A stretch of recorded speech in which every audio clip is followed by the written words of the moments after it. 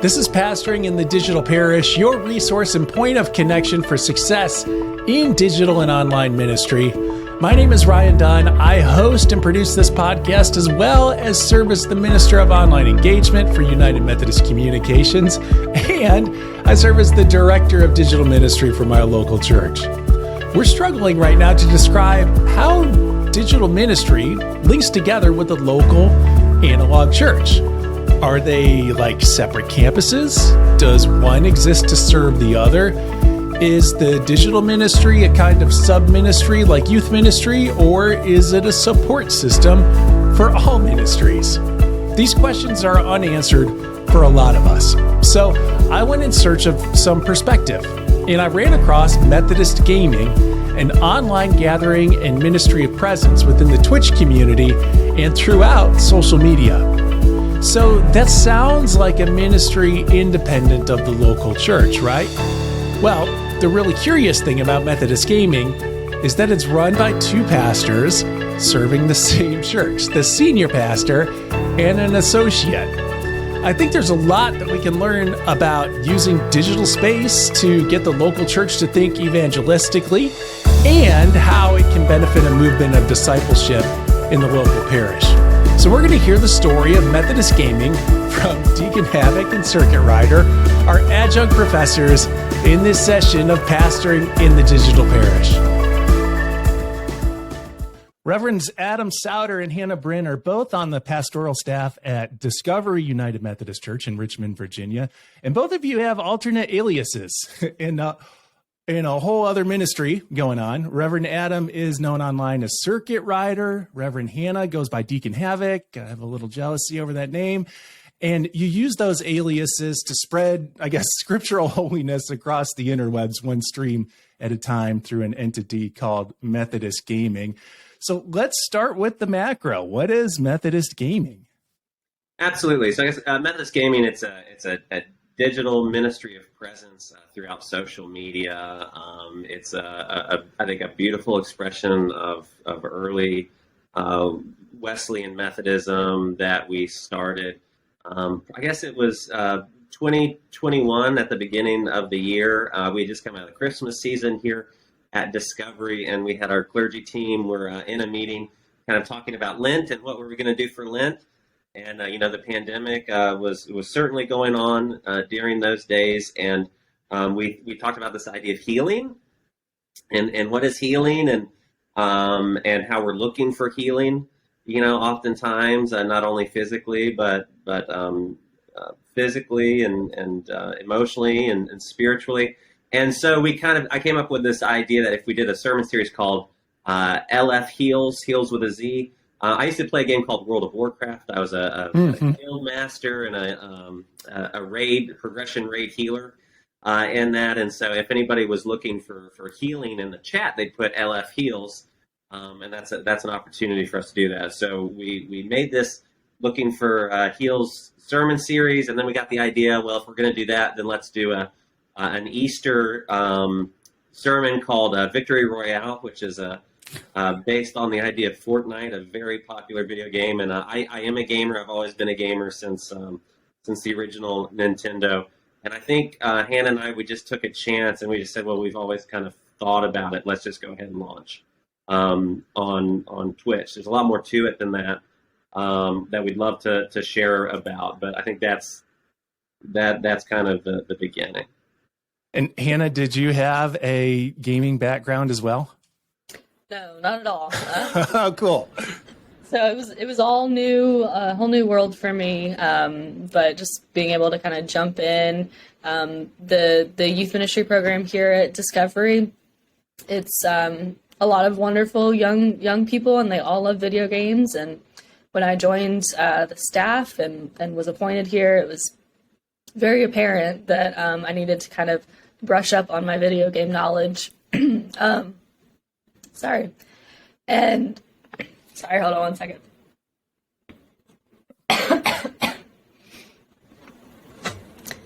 And so our church actually went through a program called Next Level Innovations, and it was this kind of overarching look at the vision of the church and how it's being lived out. and the different ministries and programs that are going on. And so part of that experience was asking the youth group, the students, kind of like, if you could have a magic wand and do anything at the church, what would you do? And a lot of them said, make a video game small group ministry.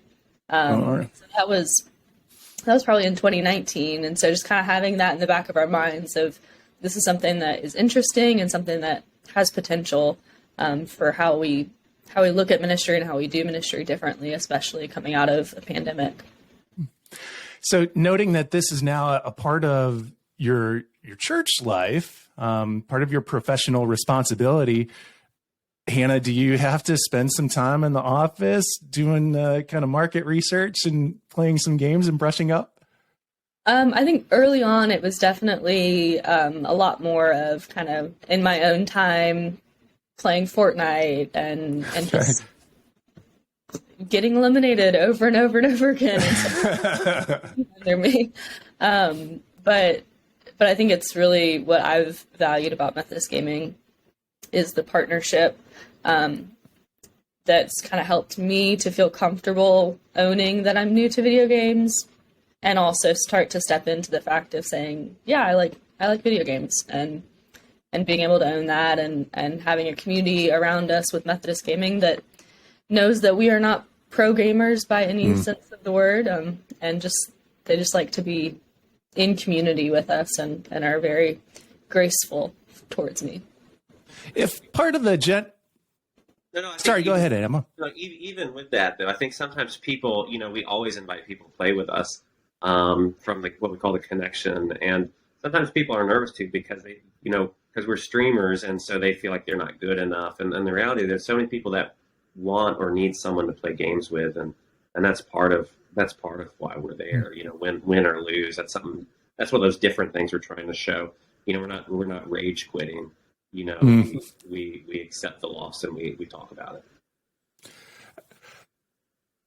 In part, this came out of a need for the youth group and connecting with students. What inspired you then to really expand beyond that, to make this a stream for the entire world, so to speak? Well, I love that. Well, I think my doctorate is in transformational leadership and Wesleyan perspective specifically. And so, I always looked at Wesleyan innovation and what was it all about, and to get to be in England and stand at market crosses and think about how, those early Methodist clergy or Wesley would go and stand in those places and make an invitation to a later small group. It was an obvious thing to do. And that's why we really started crafting it. Like, we didn't launch this until we're very intentional about what's our name, because my gamer tag's always been CircuitRider, for well over a decade, I'm sure, on the Xbox platforms and other places like that. And we played with that. We played with Discovery Gaming. But then it became very apparent that if we're going to do this is for everybody. This is a global, digital ministry is global. And so we went ahead with the Methodist Gaming. It's kind of a double entendre, both from our real tradition, but also, some of the method to beat some of these games that you have to have strategy. So it was really crafted from the name Methodist Gaming to our logos with an updated CircuitRider over a globe to, we use the phrase all the time, the world is our stream. We were asked, why isn't it the stream is our parish? But, I don't think that's tougher language for people. I think people don't understand even maybe what a parish is, even that are in churches. So it's, the world is our stream. These are things people can understand. And then we took that, out in our identity. So it was very methodical and crafted with what we presented. And it became very clear it was going to be for everybody. So it even though the youth were a big proponent of something that they would like, the intentionality behind it was global. Because that's the reality that we live in right now. Well, ministry teaches us that just because we start something, it doesn't mean that people engage with it. So how did you, in starting your stream, how did you get your quote unquote first followers? How did you begin to invite people to engage with Methodist Gaming? I think the big thing for us, at least as we were kind of being intentional with our language and our name and all of that was also to be really intentional about having a low barrier for engagement. So that's really why we started with Fortnite, and it's a free game. It's a game that many people are already playing, whether they're young or older. And it's not only that, but it's a fun game, and it's quick and kind of keeps you on your toes. So for us, it was the low barrier of making sure that it's something that's accessible for people. And not only that, but being able to be a part of the community and the connection on Twitch specifically, where Twitch is a platform that you don't have to have an account to even watch. You can just go onto the website and see it. And so just the idea of keeping it very intentionally accessible, low barrier, and with that, sending out invites and saying, hey, do you guys want to play with us on Sunday? And we'd love to ask you some questions, get to know you better. And just starting that and just kind of growing from there. The intentionality behind the invitation piece too is really big. We still do that every stream. You know, we have kind of like station breaks, if you will. You know, I'm Adam and this is Hannah, and we're two pastors that stream together. And you know, if you're enjoying, you know, what you're experiencing, leave a follow. You know, follow us. You know, not only here but throughout social media. We always plug these sorts of things, and we ask them for it. I think the other way we got engagement is through authenticity. You know, the internet brings anonymity.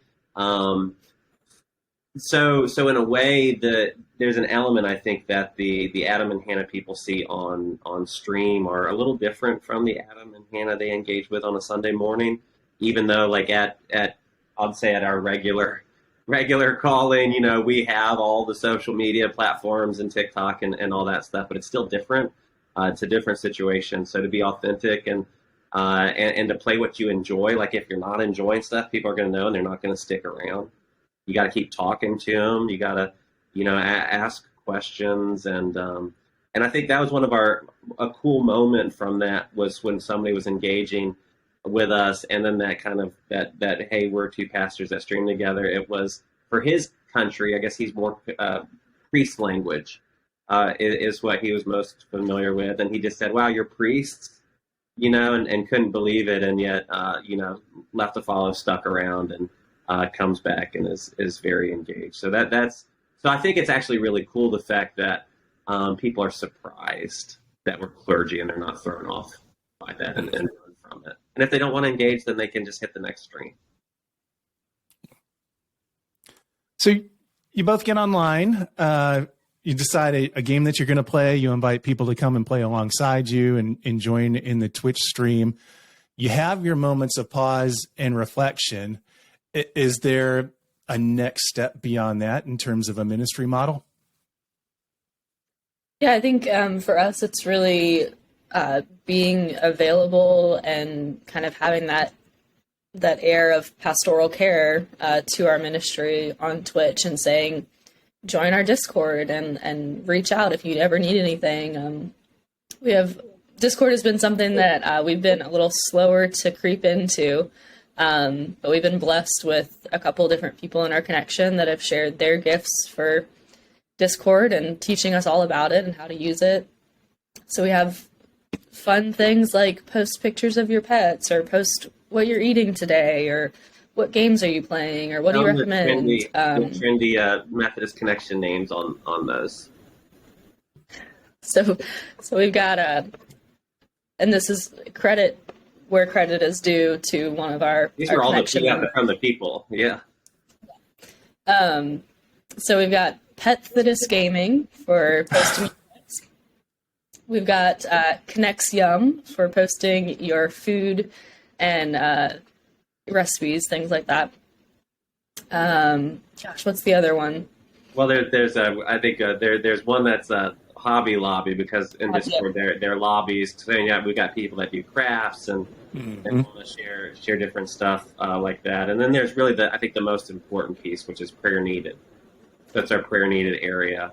I think, Hannah, you've had some powerful experiences with that specifically. Definitely. Yeah, I think so really the next step is, if you want to continue to be engaged, join the Discord, hang out in there, send us messages. If you need prayer, let us know. And you can always send it privately to Adam or I, or you can send it in the larger channel for everyone to see. But it's just the ability to say at the end of the stream when we're logging off, we are always here for you. You can always reach out to us, and being very intentional with that and living into that through our Discord presence.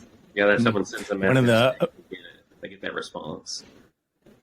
That's great. Yeah, and that's one of the amazing parts of digital ministry, is that it does allow for an asynchronous kind of presence, right? We are always with people. Hannah, in responding to some of those prayers, are you responding or interacting with people in real time, or is it a little more asynchronous than that? It's really up to the situation. Some people, they'll send a message and we'll see it. Maybe we're in a meeting or working on a sermon or something completely off subject, and we'll see it an hour or two later and just say, hey, I just saw this, but I want you to know that I am praying for you and thinking about you and how can we be helpful. Or it's a Saturday and I'm sitting at home watching TV and I see my phone go off and see that a prayer is needed and have the ability to respond to it pretty quickly. There have been a couple of people that have reached out to us to do an actual voice channel and voice chat with us and actually talk to us through that. But a lot of it is messages and just kind of depends on the situation and the context. But there have been absolute crisis moments where you do see so and so is typing a message and you're going back and forth. I think that the soul care piece is what's really been very special. I think experience because it happens through Discord, through the other platforms, but also it happens in the moment on Twitch, as well. I'm driving. Someone says, I'm driving back from this moment. The Uvalde shootings, for instance. One of our people, a close family friend, was one of the teachers there, so it's in the moment soul care that's going on through Twitch and sharing of news globally with things that are going on. And so those are other things that we ask. We talk about highs and lows. So again, these are the low barrier questions. What's good that's going on in your life? What could be better? And you have the anonymity to share because we may or may not know who you are, and you can do that. And then we always go the extra credit question. How is it with your soul? So I say, extra credit, highs, lows. John Wesley Bot, one of our bots on the channel is John Wesley Bot. John Wesley Bot wants to know. And then, extra credits, how's it with your soul? And people take a stab at that. And we all say, answer that however you understand. And people do take a stab at that on occasion and look at evaluation and self-examination. And that, and you can do all of these things while you're playing games and supporting each other. Well, now that you've been doing this for a little while, are you finding that a lot of your participants are coming from beyond the congregation, or is there a core from the congregation who are participating? It's been a really interesting shift that we've noticed over the past, probably even the past 6 months or so. I think when we began, it was very much a younger group of people, and a lot of people from the Richmond area and from the church here at Discovery. And then we started seeing, pretty quickly actually, we started seeing people internationally checking in and just saying, hey, I was looking for a Methodist stream and your name popped up, so I'm hopping on and saying hi. We've taken that, and that's kind of shifted over the past 6 months and moved into more of the majority are people that aren't part of the congregation here at Discovery. And the majority are young adults at this point. So they're kind of in this life stage of maybe they have their own church and they just want more community in a digital space. And there's even people that have started to tune into Discovery things like worship on Sunday mornings because of how they know us through Methodist Gaming. It's really fascinating. We took the time and made a map one time of because we say the world is our stream, and to get to see people in Australia and Denmark and all over England and the US and everything else is it's a gift. I mean, we're not talking about, huge numbers here. It's like a small group, but it's incredible to see those connections and everything, and to get to actually not only meet, but to get to truly know. I think know people and what's going on in their lives, and so you can do a check-in when they come to the stream and they say hi.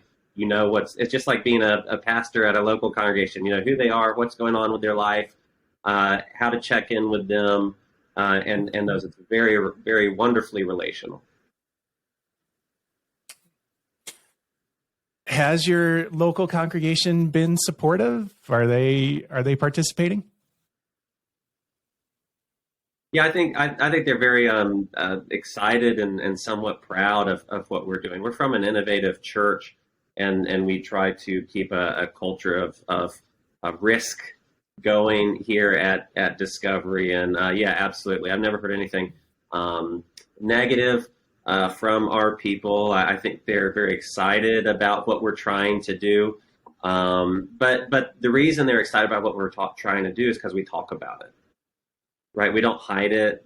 We're very public about it. We own it. We own that identity, because I really kind of hang my hat on when the bishop says "Take thou authority," and all these other questions of what we're ordained to. Of it's a real thing, and so we've got wonderful things that have happened that they love, and we've got incredible opportunities. I'm sure Hannah would share about that are coming up, and I think they're proud of risk, of taking a risk. And I know that's wouldn't be true for all. I think we're actually in small groups with other streamers, and some of them receive such pushback that they stop doing these sorts of things. But so I do think there's an element of Hannah and I. We're fairly tenacious, I think, individuals with I think we're strong enough in our identity to persevere. I think it's also, I think what you said about the context of where we are is our congregation, I think from its roots has always been an innovative church, and they enjoy trying new things and trying to do ministry in church differently. And I think one of the things that I've been most excited about recently is this idea of what does it look like to kind of take the Methodist Gaming kind of world of gaming and move that into a more physical space, like a game room at the church.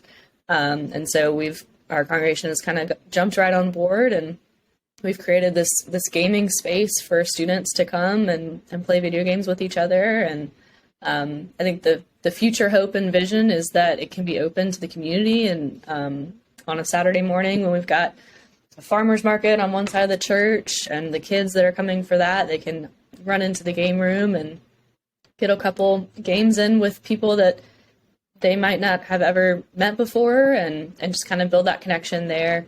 So the hope of that is really like providing a space for people to have community in video games in an area that they already enjoy, and maybe they don't have anybody to play with, or they don't have the equipment to play the games they want to play. So that's been really exciting for us over the last year, is kind of developing that game room and that vision. And then even like looking towards the future of how do we share more about Methodist gaming with our congregation, with other congregations. It's through kind of sharing and leading youth. We got invited to the Bold Youth Conference in 2023 in Daytona. So we're very excited about being able to kind of talk about ministry more with students from other churches too. And what is your capacity at that, or responsibility at that conference? So we've been invited to lead different breakout sessions and kind of teach what is digital ministry, what's the theology behind it, how do we be ourselves in this space of digital ministry, but also be different and set apart. And kind of exploring what that looks like on social media and on Twitch and through video games, and kind of taking that ownership of, yes, we play video games, yes, we're Christian, and this is what it looks like. And this is how we share good news. Right, because we play video games because everybody else does too, right? And I think that's the reality is once you start talking about gaming and games, there's a lot of people, and maybe the only reason they stop playing games is because someone told them that they should, because I don't play games anymore, that kind of stuff, but they want to, and so we'll be doing, I think, the four workshops, and I think we're talking with them about maybe even doing some exhibitions, and then we've got some great, we want to have fun with it too. We've got some great merch that we're going to be giving away, just a lot of it, and just being present, and it's called bold, being ourselves and living differently, and just owning that and having some fun with it, while also really communicating. This is some of the theological underpinnings, especially from the Wesleyan tradition. We've got a website, methodistgaming.org, and underneath that there's a theology, how did we get here section, and it's a beginning of a conversation for anyone, whether you're a clergy person or you're seeking ordination or candidacy or talking points if you get challenged. These are some things that can help start a conversation. And then with that, we make an invitation to anybody that wants to go deeper, wants to get on Zoom or something and have a conversation about the theology and history. We would love the opportunity to talk with anybody that's exploring that. Is there kind of a pathway or model of discipleship that you utilize in Methodist Gaming? Like in your mind's eye, is there, we meet person in the stream, we invite them to Discord, and then we plug them into some kind of small group? Is that at work? I think the intentionality behind Methodist Gaming is because we've got a big whiteboard in my office, and it's 2/3 Discovery vision, because our vision is worship, relationships, and community, and it's got digital components of all that, and then it's a third Methodist Gaming, and we take time throughout the week to work on that. And part of the intentionality at the very top of it, it says Methodist Gaming is not a church, it's a market cross. With that. And so I think the quick answer is yes. You've got some of the things that we've talked about. You've got, if a Wesleyan Christian's always supposed to be growing in the knowledge and love of God, then there's plenty of little bits of nutrients. That's kind of like the oatmeal, the milk or meat Christians. We are a milk to oatmeal, a gathering for people who are just getting started and want to grow, or who have it. And there's room for a lot of clergy that come and visit us also on that. But we give people what they need, that are curious, that are inquiring, just like the early days, to get them plugged in. And when we do that, we move them to the Discord. But then we also own it. If you want something else, if you want the rest of it, go to discoveryunited, .org if you want to plug into those small groups or those different worship services. Now, what I will say, and I'll let Hannah talk about maybe our community outreach aspects of Methodist Gaming, which are something that people can make a difference and live into that benediction that she often talks about. But I guess there was but it doesn't preclude us. We're always exploring the idea of doing actual small groups. That's absolutely on the table.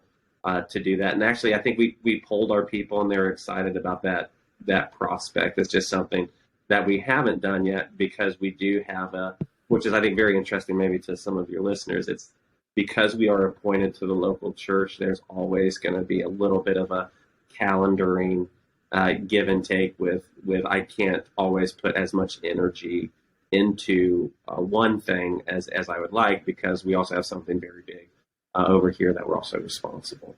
So it's very much a both and situation. I think one of the important things for me, as we started to look at Methodist Gaming and look at the intentionality behind it, is this is all great, but how do we take this and do something good with it? Of course, we're doing something good with the ministry and with being present with people, but how do we bring everyone together, and how do we do some type of mission in this digital space? What does that look like? And so for us, that's game-a-thons, and we've done, I don't even know how many at this point, probably 3 or 4 game-a-thons over the past year or so, where we promote it and we say, hey, we're going to be playing video games all night, and hope you guys can join us. And if you buy merch, the proceeds will go to this specific nonprofit. We worked with United Methodist Family Services and Pinnacle Living, so a bunch of different nonprofits. Yeah. That's true, yeah. So for us, it's join the connection is kind of the language we use, and the way you join the connection is just leaving a follow, and it doesn't cost you anything to join, so we're not charging anybody to be a part of this ministry. But then the step further is you can always join the Discord, and you can always participate in the game-a-thons and help to raise money and make a difference. And also, I think what I've appreciated about our stream is that when we first started streaming, we always had a really interesting time trying to figure out how to log off and how to say goodbye. And so it was just always an awkward kind of ending. And so Adam and I talked about it, and we were like, you know what, we should actually kind of work in a benediction like you would in church and make it sound like it belongs and sound like it's part of this space in Twitch. So use the language that is accessible, like we've talked about, and low barrier. And so that benediction that we say every time we log off, and it could sound like we're just reading a line over and over again, but it is very intentional and very authentic. And we always say that we're always here for you, that you can make a difference, and that we can make a difference together because the world is our stream. And so it's holding ourselves to that standard of we are always here for you. We do believe that you can make a difference. We really believe that we can make a difference together as a community. So here's how we do it. Cool. Well, you give other people such an easy point of access. For those of us who are looking to lead ministry in the digital space, one of the barriers often comes down to technology. And Hannah, I would really like this from your perspective, being a little fresher to the gaming realm. Was there a high barrier of technology? Did you need a lot of setup? Was there a big investment in terms of buying stuff to get started in doing this? Sure. I think for me, so we started out with just Xbox, and I think Adam had one camera set up and one mic for himself, and I was just on the other end where I was at playing Xbox and communicating. So it was really just his video and his game, and then my voice. Okay. And my husband is very much a gamer, so it kind of was easy for us to get that setup going. But as we started to really own it and started to see the possibilities of the ministry is when we decided that we should make the investment, and kind of like, if we're going to do it, let's do it, and let's do it right. And I'll let Adam speak to some of that too. That's very much also our personality. So like in the early days, we are a jump in and do it and fail fast and fail forward and always a debrief and improve type of a team. And so, at the beginning, the audio didn't even match the video, right? So it's live and there's a delay and all that. And it's kind of, it's unique and interesting to look at. But then we started to go ahead and invest. And then we started to go from Xbox to computer. So now we're running on gaming computers for all that stuff. And we have true stream setups with headphones and good mics and all of those sorts of things. And it's also, the aesthetic is the LED lights and how do you set it up? Because one of the greatest compliments we got for me was when we were doing a game-a-thon and there was a lot of activity and a lot of energy. And then somebody got on and said, "Wow, you all look like professional streamers."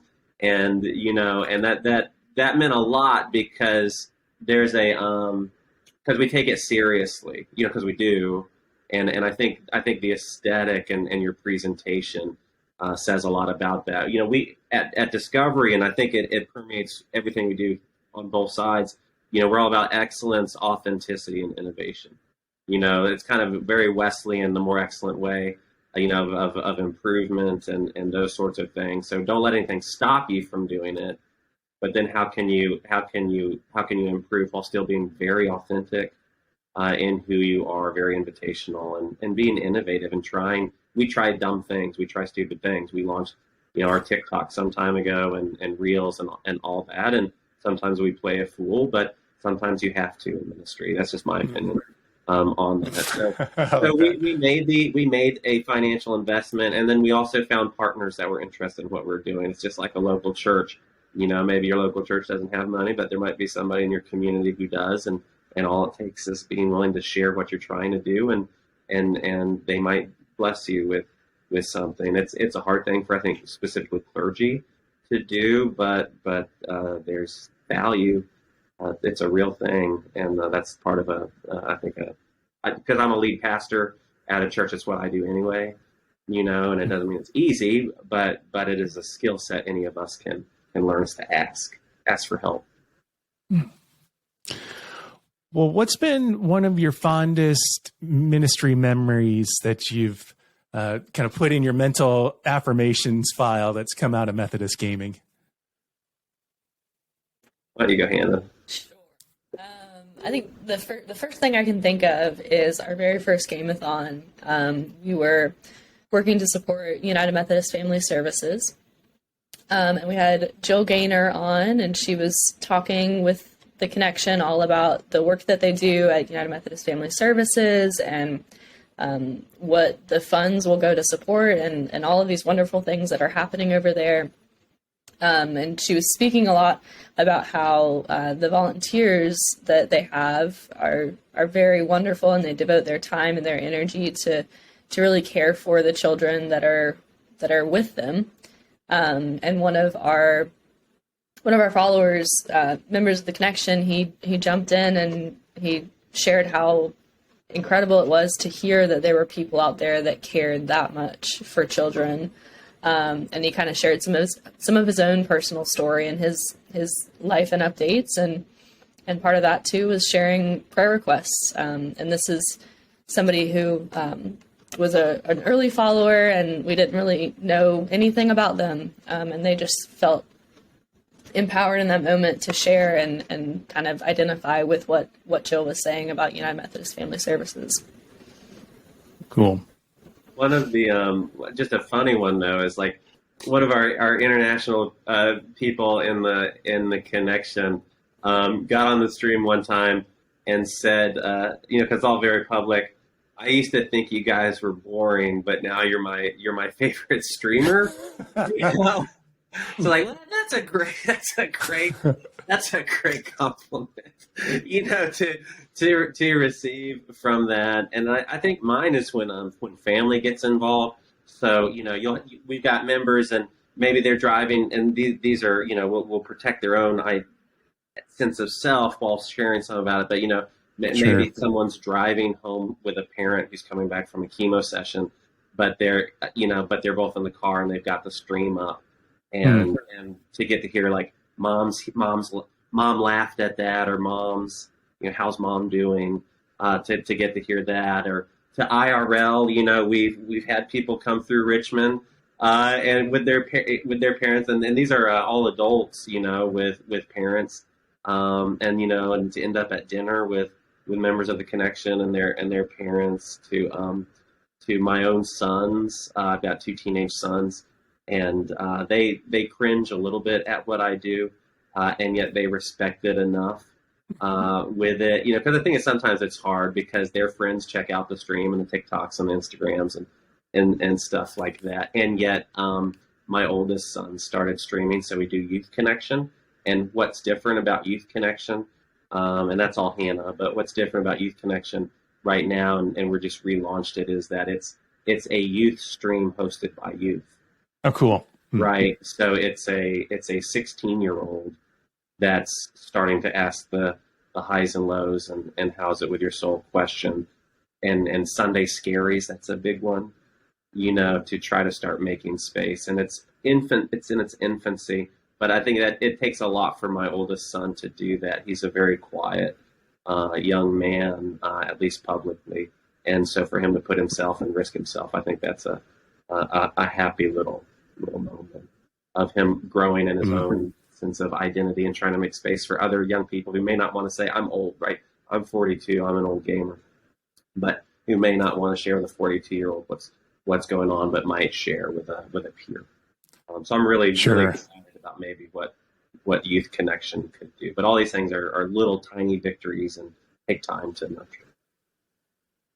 Cool.